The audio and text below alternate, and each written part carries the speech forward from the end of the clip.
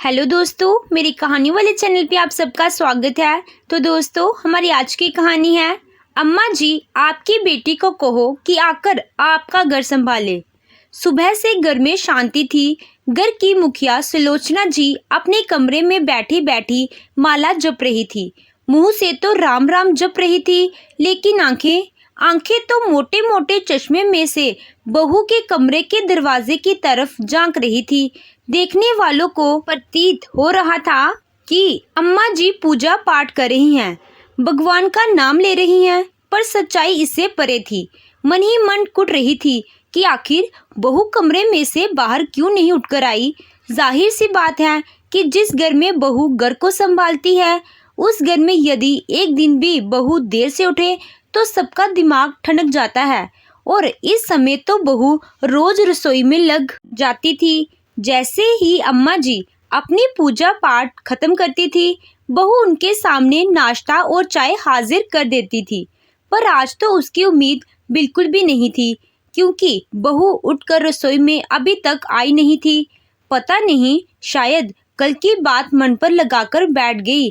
हाय राम, अगर ऐसा हो गया तो मेरा तो इस घर से पत्ता ही कट हो जाएगा।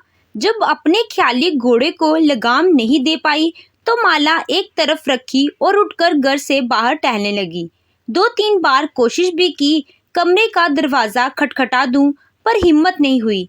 कल रात हंगामे के बाद कहीं सुबह सुबह फिर हंगामा ना हो जाए। तभी घर का दरवाजा खुला। घर की बहू नताशा ने घर में प्रवेश किया। उसे बाहर से अंदर आता देखकर सुलोचना जी से रहा भी नहीं गया। उन्होंने उसी वक्त पूछा, सुबह सुबह बाहर कहाँ गई थी? नताशा में एक नज़र उन पर डाली।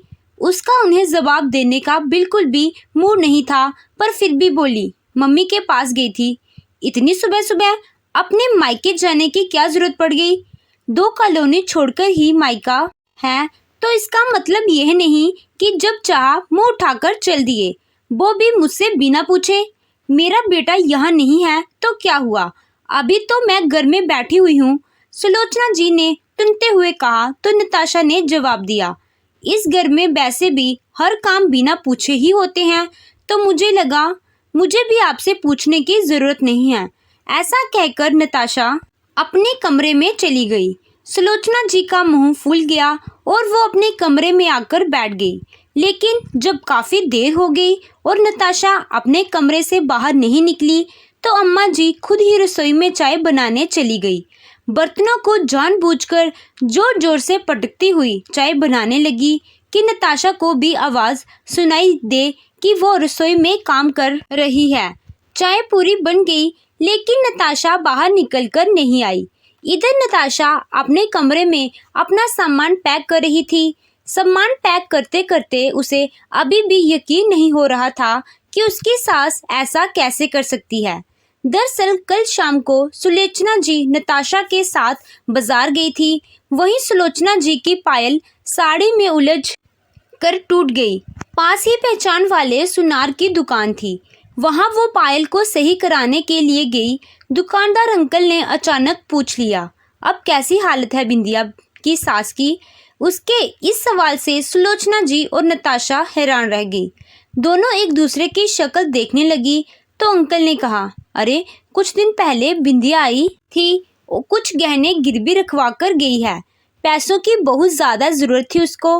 कह रही थी उसकी सास की तबीयत बहुत ज़्यादा खराब है, पर गहने उसके लगे नहीं मुझे। उसकी शादी के सारे गहने तो मैंने ही तैयार करे थे। शायद सास के गहने करवा कर गई है। कहते कहते उन्होंने गहने दिखा भी दिए। गहने देखकर नताशा हैरान रह गई। ये तो उसके गहने थे, पर ये गहने बिंदिया के पास आए कैसे? ये गहने तो उसने अपनी सास के पास रखे थे। उसने सुलोचना जी की तरफ देखा तो वह नजरें चुरा रही थी। घर आकर उसने सुलोचना जी से पूछा तो पहले तो सुलोचना जी टाल मटोल करने लगी, पर जब उसने कहा कि वो बिंदिया के घर जाकर उसकी सास के सामने पूछेगी, तो सुलोचना जी ने कहा, वो गहने मैंने ही उसे रखने के लिए दिए थे। उनका जवाब सुनकर नताशा ने पूछा, लेकिन क्यों? मैंने तो विश्वास कर आपके पास दिए थे गहने रखने के लिए। आपने उसे विद्या को कैसे दे दिए? वह मेरी बेटी है, उस पर तो मैं आंख मूंद कर विश्वास कर सकती हूँ, पर तू तो बहू है। अगर मैं गहने घर पर रखती तो तेरा क्या पता तू कब अपने मायके ले जाकर रख देती। सुलोचना जी का ये जवाब सुनकर नताशा हैरान रह गई। उसे यकीन ही नहीं हुआ कि बेटी ही नहीं, माँ भी धोखेबाज है और दोनों माँ बेटी मिलकर उसे धोखा दे रही हैं। ये सब याद करते करते नताशा का मन नफरत से भर उठा और वो फटाफट अपना सामान पैक करने लगी। थोड़ी देर बाद नताशा अपने बैग के साथ बाहर निकली। उसके हाथ में बैग देखकर सुलोचना जी बोली, कहाँ जा रही है? अपने सामान के साथ? अपने मायके जा रही हूँ और वहीं से कल की ट्रेन से प्रवीण जी के पास चली जाऊंगी। बाई से कहकर टिकट अभी सुबह सुबह ही बनवा लिया है। ऐसे कैसे चली जाएगी? मैं तेरी सास हूँ, जब तक इजाज़त नहीं दूंगी तब तक तू प्रवीण के पास कैसे जा सकती है? और यहाँ घर कौन संभालेगा? अम्मा जी, आपकी बेटी को कहे दीजिए, वो घर आकर संभाल लेगी। वैसे भी आपको बहू की ज़रूरत है कहाँ? मुझ पर तो आपको रत्ते भर विश्वास नहीं है। मेरे घर में रहते आपको इतना डर लगता है कि आपने मेरे और आपके सभी गहने अपनी बेटी के पास रखवा दिए। फिर भला मेरी क्या ज़रूरत? मैं आपके डर को दूर ही तो कर रही हूँ। इतने में ससुर जी भी बाहर से आ गए। उनके हाथ में एक बैग था। उन्हें देखते ही सुलोचना जी बोली, देख लो आपकी बहू की हरकतें, सुबह सुबह बैग पैक करके अपने मायके जा रही है। हमारी तो यही इज्जत है घर में, पूछना भी मुनासिब नहीं समझते लोग। बहू तुमसे पूछ कर करे भी क्या?